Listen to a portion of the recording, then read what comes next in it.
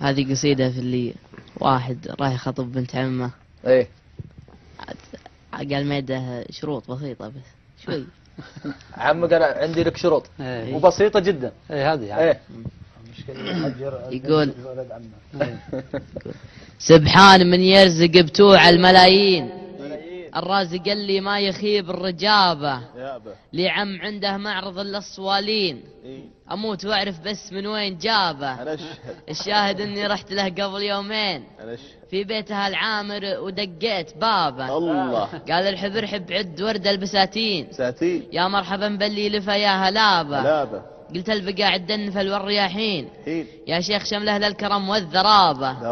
قال اسلم الله يحفظك ذي من العين، وامر وامر حضرتك مستجابه. قلت الصراحه طالب قره العين، ودي تزوجني قريبتك يابه.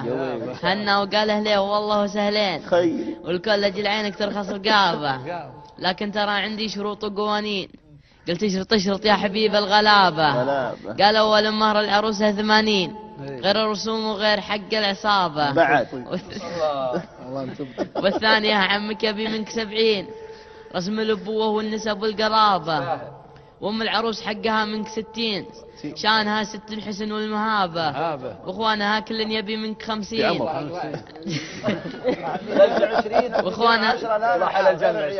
واخوانها كل يبي منك 50. عدن ونقد تندرج في حسابه، وخواتهن الخمس عطهن 30 عشان تتوسع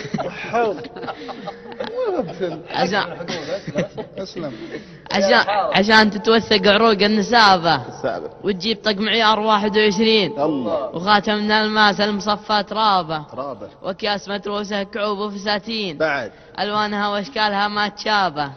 وموتر بسواقه وفي الله بدورين، أثاثها من بطتين حكابة. وتحجز لنا قاعة بقصر السلاطين، وتعزم بها كل الربع والرفاقة.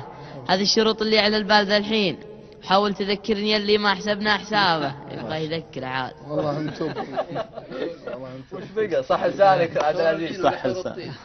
طيب قلت اذكر الله يا عدو المساكين، واستغفر الله لا يبتليك بعذابه. الظاهر انك ما انت عارف انا مين، انا لو ورقه فوق متن السحابه ما جبت حتى نصف درزن مواعين. اضحك بكيفك واعتبرها دعابه. شروطكم هذه شروط المجانين، شروطكم هم وغم وكآبة. شروطكم والله سيوف وسكاكين تذبح بنات المجتمع مع شبابه. وين الرضا والعطف واليسر واللين اللي ذكرها الله في معظم كتابه؟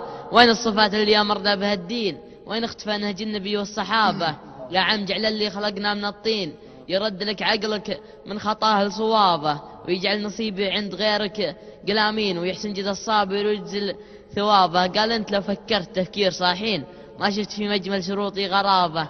الناس تسعى للرتب والنياشين، وانت اهتمامك بالشعر والكتابة، وانت اهتمامك بالشعر والكتابة. يا ابوك لا تسمع كلام المصاخين، واسمع كلام مجرب عاش في وسط غابة. قلت الله أكبر يا محرر فلسطين، من يسمعك يقول ذي بالذيابة.